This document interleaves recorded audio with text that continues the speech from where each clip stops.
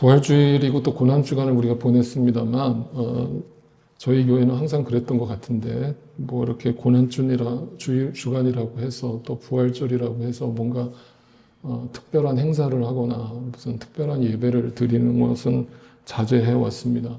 그렇게 하는 이유는 결코 우리의 신앙이 이벤트적으로 끝나서는 안 된다라는 생각이 분명하기 때문입니다. 여러분, 우리 크리스찬들에게 결코 오늘만이 부활주일이 아니죠. 우리는 1년 365일, 내 남은 인생이 하루하루가 다 부활절이어야 하고 그 부활하신 주님과 함께 동행하면서 이 땅을 살아가는 것이 참된 신자의 기본적인 자세일 것입니다. 그런데 오늘 부활절이지만 누가복음의 말씀은 사실 우리에게 그렇게 귀에 듣기 좋은 말씀이 아닙니다. 그래서 조금 가슴 아프고 또 하나님 말씀은 우리를 또 후벼 파실 것입니다.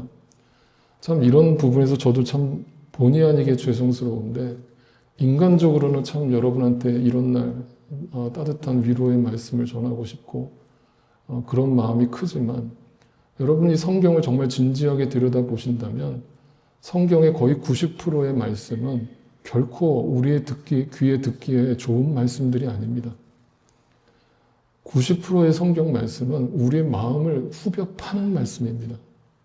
여러분이 정말 성경을 제대로 읽으셨다면 그걸 캐치하셔야 됩니다. 그래서 얼마나 성경은 우리 자신에 대해서 부정적으로 들여다보고 부정적으로 얘기를 하는지를 정말 우리가 뼛속 깊이 인정하지 않으면 성경이 보이지 않고 성경에서 하나님 자신을 적극적으로 계시하고 계시는 그 하나님을 우리는 만날 수 없습니다.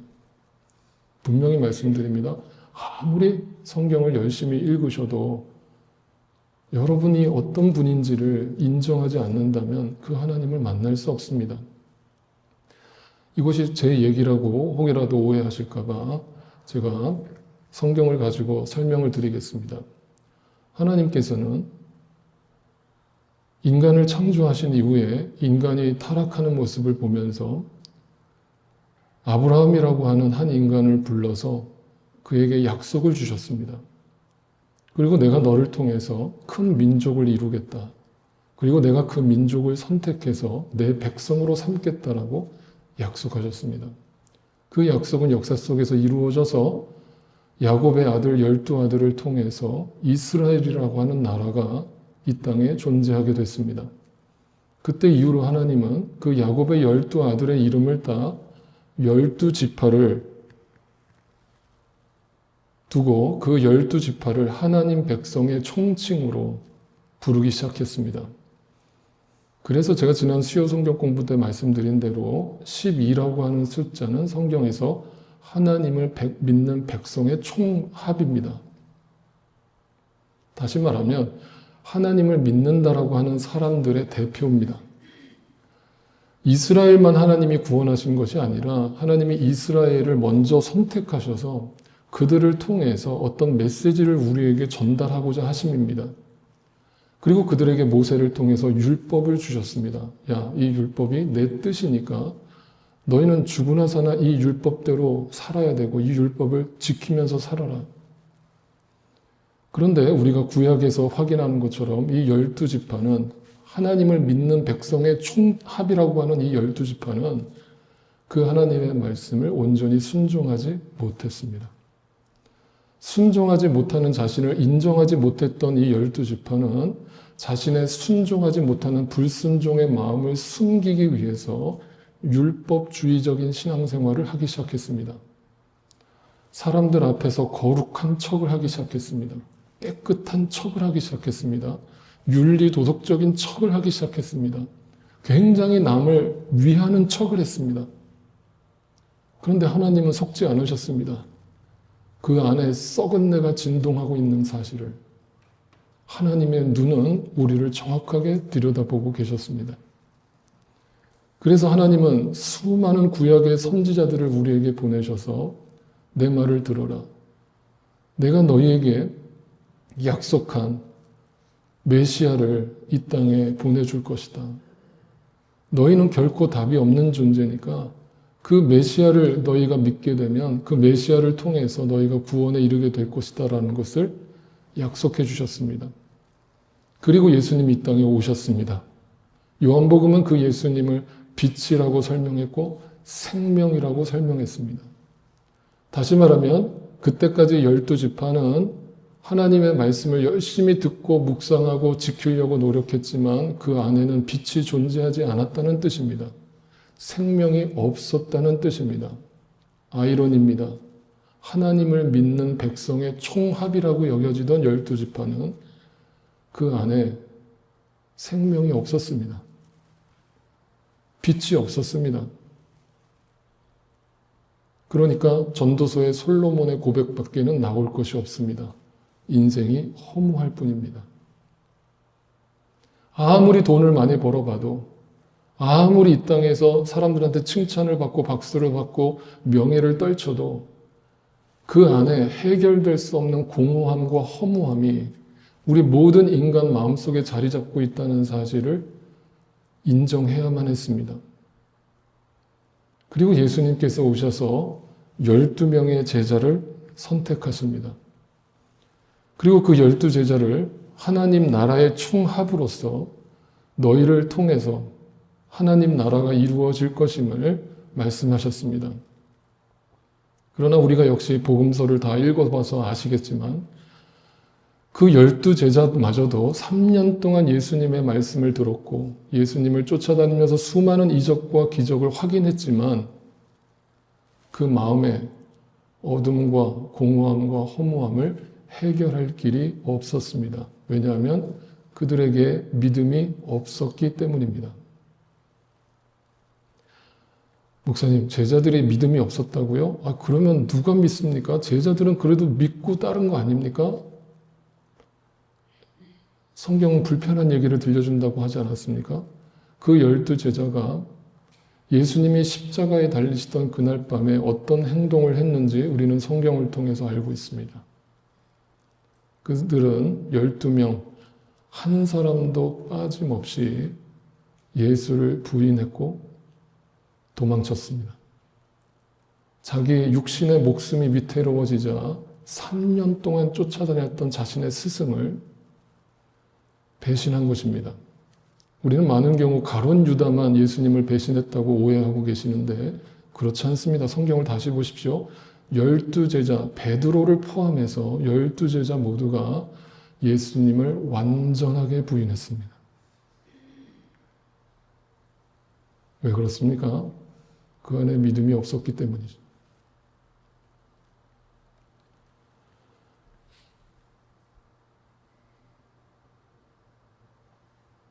바로 그 상태로 그들은 자포자기하는 마음으로 예수님을 만나기 전에 일상으로 돌아갔습니다.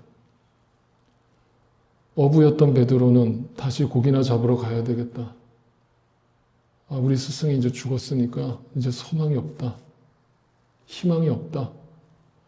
라면서 자신의 옛 사업터로 돌아갔습니다. 그리고 열심히 땅만 보면서 살았습니다. 그 베드로에게 부활하신 예수님이 찾아오셨습니다. 그리고 베드로가 3번 완전히 부인한다는 사실을 예수님께서 기억하시듯 베드로에게 똑같이 완전수인 3번 네가 나를 사랑하느냐라고 물으셨습니다. 그때 비로소 베드로는 십자가의 사랑이 어떤 것인지를 믿어지게 되었고 그 부활하신 주님을 믿게 되었습니다. 그리고 우리가 다 알다시피 사도행전이 열리고 오순절날 성령 하나님이 이 땅에 오심으로 인해서 그 성령님을 통해 12제자는 비로소 변화되었습니다. 예수님을 완전히 부인했던 12지파와 12제자는 우리 모든 인간을 대변하는 대표자들이라고 했습니다. 여러분 정말 솔직하게 우리 자신한테 가슴에 손을 얹고 대답해 보십시오. 정말 여러분에게 하나님을 아는 믿음이 있으십니까? 예수님을 믿고자 하는 의지와 지식이 있으십니까? 그래서 우리가 믿게 되었습니까? 그래서 우리가 지금 여기에 있습니까? 그렇지 않습니다. 근데 놀라운 사실은 그 예수님을 완전히 부인했던 제자들이 그 부활하신 예수님을 만나고 나서 어떤 삶을 살았는가 하는 부분입니다. 제가 여러분 말씀드립니다. 여러분, 사람 변합니까? 안 변합니까? 사람 안 변합니다. 근데 여러분, 사람 변합니다. 여러분 안에 진짜 믿음이 들어가면 나도 모르게 능동적인 변화가 일어납니다. 그것이 바로 제자들의 부활하신 주님을 만난 이후의 삶으로 증명되었습니다. 그 12제자는 한 사람도 빠짐없이 그 부활하신 주님을 온 열방에 증거하기 시작했고, 그로 인해 엄청난 환난과 핍박과 고난을 당해야 했습니다. 또 여러분께 다시 묻겠습니다. 성경 어디에 예수를 잘 믿으면 복 받는다는 얘기가 어디에 적혀 있습니까? 예수님을 진짜 만난 제자들은 그때 이후로 이 땅에서 건강하고 복을 받고 부를 누리면서 살았던 것이 아니라 모든 것을 다 버리고 비우고 자신의 생명까지 주님을 위해 바치며 순교의 길을 걸었습니다.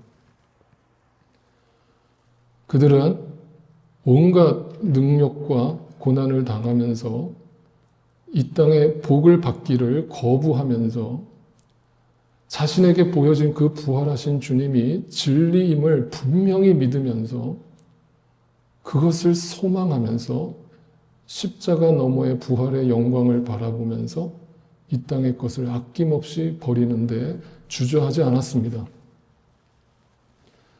이 부활절 아침에 저와 여러분은 이 말씀 앞에, 이 성경 앞에 거울로 삼아서 나 자신을 비춰볼 필요가 있습니다. 혹여나 내가 12지파처럼 12제자처럼 예수님을 믿는다고 따라다니지만, 하나님을 믿는다고 열심히 종교 행위를 하고 있지만 그 안에 진짜 믿음이 존재하지 않아서 여전히 이 땅의 것들로 공허하고 허무하며 내 욕망을 불태우며 눈에 보이는 것에 집착하며 낙심하며 두려워하며 근심하며 염려하며 그렇게 살아가고 있는 것은 아닌지 우리 자신을 주님 앞에 겸손하게 들여다볼 필요가 있습니다. 성경은 12지파와 12제자만 그랬다라고 말하지 않습니다. 예수님을 직접 목격하지 않았던 바울마저도 그 예수님을 다메섹 도상에서 만나고 나서 극렬하게 변화됐다라고 성경은 기록합니다. 여러분, 바울은 어떤 사람이었습니까? 그의 이름이 사울이었죠.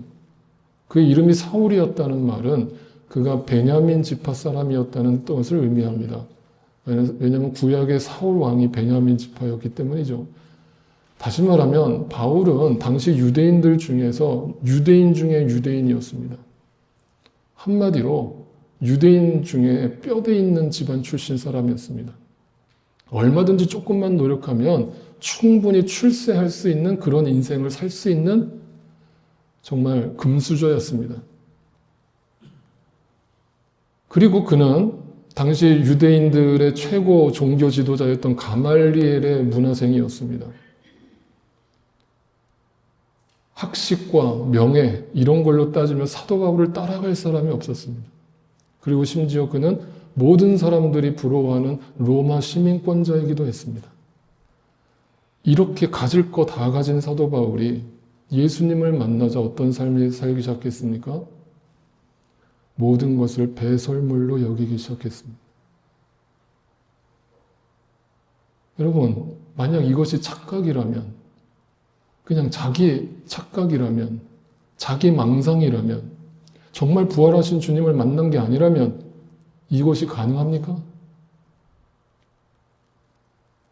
바울은 분명하게 그 다메섹 도상에서 부활하신 주님을 목격했고 그 주님을 목격하자 자신이 그동안 살아왔던 모든 삶을 회개했고 주님 앞에 다 비워버렸습니다. 다 내려놨습니다. 그리고 이제부터는 주님의 말씀에 순종하면서 주님이 죽으라 하시는 길로, 십자가의 길로 서슴지 않고 거침없이 그 길을 가는 것을 주저하지 않았습니다. 그런 바울의 모습, 제자들의 모습, 그것이 우리에게 던져주는 메시지는 아주 큽니다. 그들은 분명히 부활하신 주님을 목격했다는 것입니다. 그리고 부활하신 주님은 2000년 전에만 그들에게 나타났던 것이 아니라 오늘 우리에게도 동일하게 하나님의 말씀을 통해서, 복음을 통해서 우리에게 분명하게 자신을 계시하신다는 사실입니다. 그것이 보여지고 믿어진 저와 여러분은 우리도 모르게, 우리의 노력과 의지로서가 아니라 우리도 모르게 이 땅에서 자기 부인을 이루는 삶을 살 수밖에 없게 되는 것입니다. 그러니까 자기 부인이 노력하는 게 아닌 것이죠. 아닌 것이죠. 오늘 본문을 보겠습니다. 25절입니다. 많은 무리가 예수와 동행을 했습니다. 성경에서 많다라고 하는 단어가 나오면 항상 주목하시라고 했습니다. 성경은 분명히 진리를 아는 사람이 소수라고 얘기하고 있고 예수를 믿는 사람이 소수라고 밝힙니다. 그런데 놀라운 사실은 동시에 그 예수님을 수많은 사람들이 따르는 것을 보여줍니다. 그러면 우리 같으면 야, 어떻게 이렇게 많은 사람들이 예수님을 믿겠다고 따르냐, 참 감사하다. 교회가 이렇게 부흥할 수가 있냐, 정말 할렐루야입니다, 주님이 하셨습니다 라면서 막 자랑할 텐데 예수님은 그 많은 사람들이 자기를 따르는 것이 탐탁치가 않으셨나 봅니다. 갑자기 수많은 사람들이 자신의 뒤를 따라오는 모습을 보시고는 예수님이 갑자기 뒤를 돌아보십니다. 뒤를 돌아보시면서 그들에게 말씀하십니다. 뒤를 돌아보셨다는 말의 의미는 뭡니까? 너희 왜 나 따라오는 거야? 정말 나 믿고 따라오는 거야? 라는 것을 묻고 싶으셨던 겁니다. 정말 너희 안에 믿음이 있어? 라고 묻고 싶으셨던 겁니다. 이렇게 얘기하십니다. 26절, 27절. 너희가 정말 내 제자가 되고 싶다면 내가 좀 겁을 줄까? 라면서 겁을 주시는데 다 버려라 입니다. 다 버려라. 다 안 버리면 내 제자가 될 수 없다. 당시 수많은 사람들이 그 예수님의 이야기를 듣고 어떤 생각을 했을지를 상상해 보십시오. 이게 뭐지? 나는 그냥 교회 오는 이유가 좀 이 땅에서 힘들고 이 땅에 하도 내가 삶이 괴로워서 좀 위로받고 싶어서 나는 교회를 온 것뿐인데 다 버리라니. 아니 지금도 나는 뭔가 부족해서 더 채워달라고 하나님 앞에 나왔는데 그것마저 내려놓으라니. 이런 종교 나 못 믿겠어. 부담스러워. 그러면서 다 주님 곁을 떠나갑니다. 여러분 이게 기독교입니다. 성경을 아무리 들여다봐도 예수님은 수많은 사람들이 몰려오는 것을 좋아하신 적이 없습니다. 왜냐하면 그들 안에 진짜 믿음이 없다는 것을 예수님은 알고 계셨기 때문입니다. 이게 우리를 굉장히 아프게 하고 불편하게 합니다. 근데 여러분 이게 진리입니다. 오늘날도 한국교회뿐만 아니라 전 세계에서 부활절이라고 수많은 성도들이 교회 새벽부터 나와서 찬양을 드리고 칸타타를 드리고 부활하신 주님을 노래하지만 정말 그들 안에 그 부활하신 주님이 살아계신지는 의문입니다. 제가 교만해서 이런 말씀 드리는 거 결코 아닙니다. 성경의 시선으로 말씀드리는 겁니다. 정말 의문입니다. 그러면서 예수님이 내 제자가 될 수 없다라고 말씀하신 후에 더 이해를 못할까 봐 더 우리에게 겁을 주십니다. 28절, 29절에 비유로서 이렇게 얘기하십니다.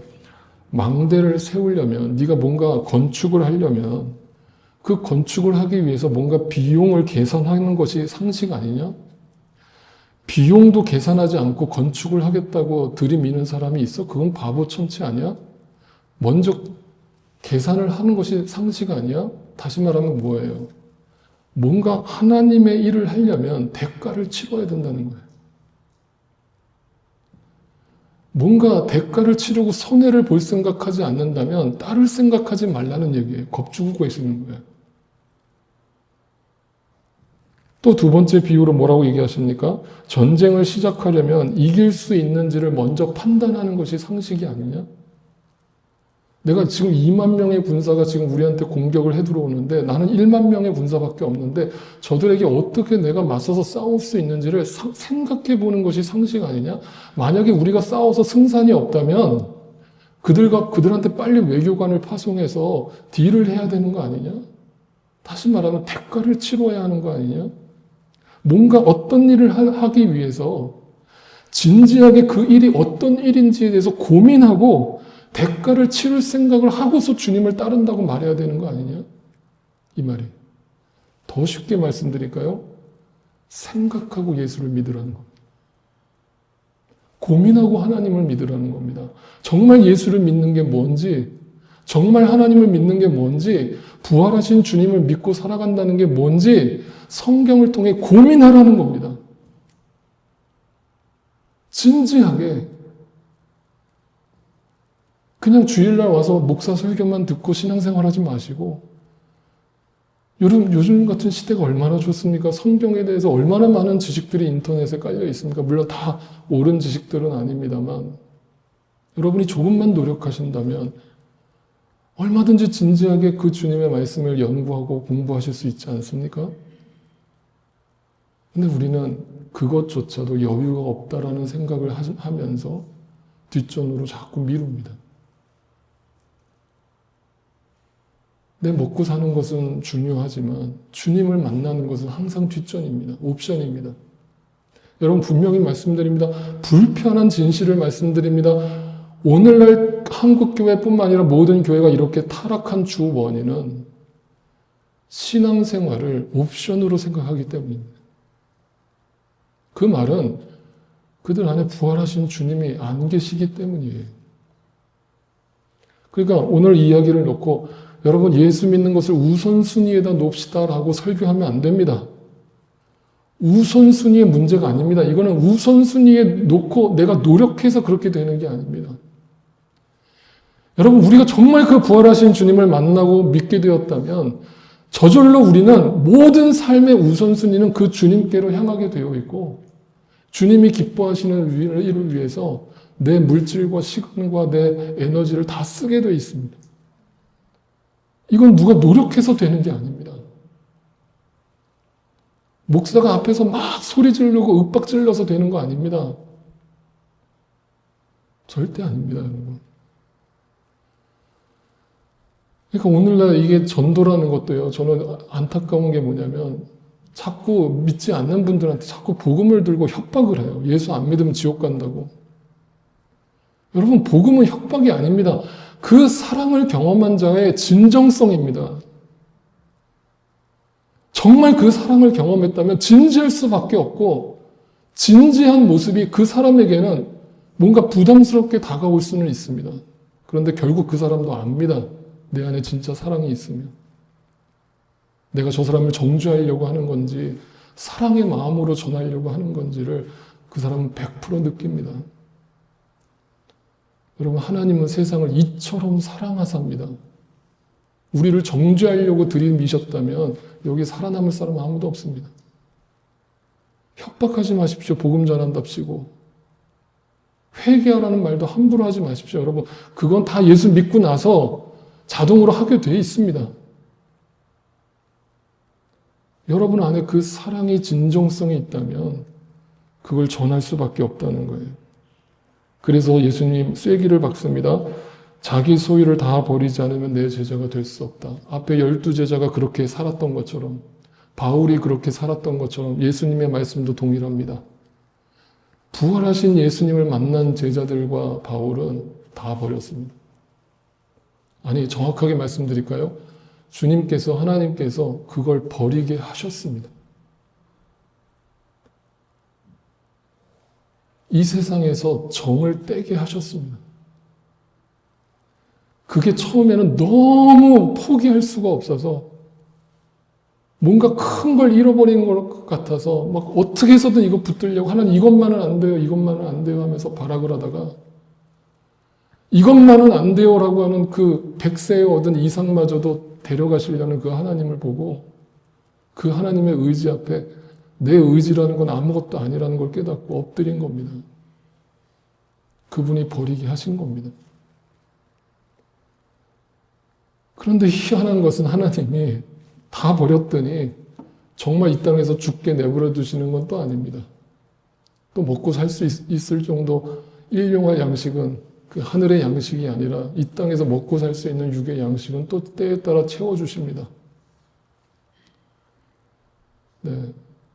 여러분, 그걸 믿고 그걸 경험하면서 신앙생활하면 얼마나 신앙생활이 재밌는 줄 아십니까? 매일매일이 기적입니다. 매일매일이 하나님의 섭리고 하나님의 역사입니다. 로마서 6장 1절에서 11절 말씀을 좀 길지만 여러분께 그대로 읽어드리겠습니다. 한번 들어보시죠. 그러면 우리가 무엇이라고 말을 해야 하겠습니까? 은혜를 더하게 하려고 여전히 죄 가운데 머물러 있어야 하겠습니까? 그럴 수 없습니다. 우리는 죄에는 죽은 사람인데 어떻게 죄 가운데 그대로 살 수 있겠습니까? 세례를 받아 그리스도 예수와 하나가 된 우리는 모두 세례를 받을 때에 그와 함께 죽었다는 것을 여러분은 알지 못합니까? 그러므로 우리는 세례를 통하여 그의 죽으심과 연합함으로써 그와 함께 묻혔던 것입니다. 그것은 그리스도께서 아버지의 영광으로 말미암아 죽은 사람들 가운데서 살아나신 것과 같이 우리도 또한 새 생명 안에서 살아가기 위함입니다. 우리가 그의 죽으심과 같은 죽음을 죽어서 그와 연합하는 사람이 되었으면 우리는 부활에 있어서도 또한 그와 연합하는 사람이 될 것입니다. 우리의 옛사람이 그리스도와 함께 십자가에 달려 죽은 것은 죄의 몸을 멸하여서 우리가 다시는 죄의 노예가 되지 않게 하려는 것임을 우리는 압니다. 죽은 사람은 이미 죄의 세력에서 해방되었습니다. 우리가 그리스도와 함께 죽었으면 그와 함께 우리도 또한 살아날 것임을 믿습니다. 우리가 알기로 그리스도께서는 죽은 사람들 가운데서 살아나셔서 다시는 죽지 않으시며 다시는 죽음이 그를 지배하지 못합니다. 그리스도께서 죽으신 죽음은 죄에 대하여 단번에 죽으신 것이요 그분이 사시는 삶은 하나님을 위하여 사시는 것입니다. 이와 같이 저와 여러분도 죄에 대해서는 죽은 사람이요 하나님을 위해서는 그리스도 예수 안에서 살고 있는 사람이라는 것을 알아야 합니다. 알아야 합니다. 알아야 합니다. 내 안에 누가 살고 계시는지를 알아야 합니다. 누가 내 안에서 살게 하시는지를 알아야 합니다. 내가 사는 게 아닙니다. 그래서 오늘 마지막 34절, 35절이 이렇게 끝이 납니다. 소금의 비유를 말씀하십니다. 소금은 음식을 만들 때 필수적인 조미료입니다. 그럼 소금의 목적은 뭐냐면 음식의 맛을 내기 위해서 그 음식에 첨가되는 순간 소금은 그 본질 자체가 사라집니다. 다시 말하면 자기 부인, 자기 희생, 예수를 믿는 자, 십자가에서 완전히 자기가 죽는 것을 경험한다는 것을 말합니다. 그런데 예수님이 이 비유를 말씀하신 이유는 입으로는 죽었다고 말하는데 입으로는 소금이 되어서 이 땅의 모든 음식에 들어가서 녹았다고 나의 존재는 더 이상 없다라고 입으로는 떠드는데 하루에도 내 안에 얼마나 많은 내가 아직도 내가 살아서 펄펄 뛰고 있는지 그 맛을 잃은 소금은 버려져서 던져질 것이라고 예수님은 들을 귀가 있는 사람은 들으라 라면서 그들에게 무섭게 경고하십니다. 자기를 믿겠다고 따르는 수많은 사람들에게 이 설교를 하시면서 너희 안에 진짜 믿음이 허락되어 있는지를 확인하라고 말씀하신 것입니다. 여러분, 이렇게 자기 부인을 이룬 제자들, 하나님의 사랑과 이웃 사랑을 동일한 말씀으로 여겨서 어떤 삶을 살겠습니까? 그 부활하신 주님을 만난 하나님의 교회는 분명히 나도 모르게 내 안에서 피어나는 그 사랑의 흔적들을 보게 될 것입니다. 요한일서 3장 14절에서 18절을 마지막으로 읽겠습니다. 우리가 이미 죽음에서 생명으로 옮겨갔다는 것을 우리는 압니다. 압니다. 이것을 아는 것은 우리가 형제 자매를 사랑하기 때문입니다. 사랑하지 않는 사람은 아직도 죽음에 머물러 있습니다. 자기 형제 자매를 미워하는 사람은 누구나 살인하는 사람입니다. 살인하는 사람은 누구나 그 속에 영원한 생명이 머물러 있지 않다는 것을 여러분은 압니다. 압니다. 그리스도께서 우리를 위하여 자기 목숨을 버리셨습니다. 이것으로써 우리가 사랑을 비로소 알게 되었습니다. 그러므로 우리도 형제 자매를 위하여 목숨을 버리는 것이 마땅합니다. 누구든지 이 세상의 재물을 가지고 있으면서 그걸 아직도 비우지 못하고 버리지 못하고 그걸 우상으로 삼아서 여전히 내 옆에 자기 형제 자매의 궁핍함을 보고도 그 마음의 문을 닫고 도와주지 않는다면 어떻게 하나님의 사랑이 그 사람 속에 머문다라고 말할 수 있겠습니까? 자녀된 여러분, 성도된 여러분, 교회된 여러분, 우리는 말이나 혀로 사랑하지 말고 입으로만 믿지 말고 우리의 삶으로 그 부활하신 주님을 증거하며 살아갑시다. 기도하겠습니다. 모두가 주님의 제자이기를 자처하면서 수많은 무리들이 오늘도 예수를 따른다라고 주장합니다.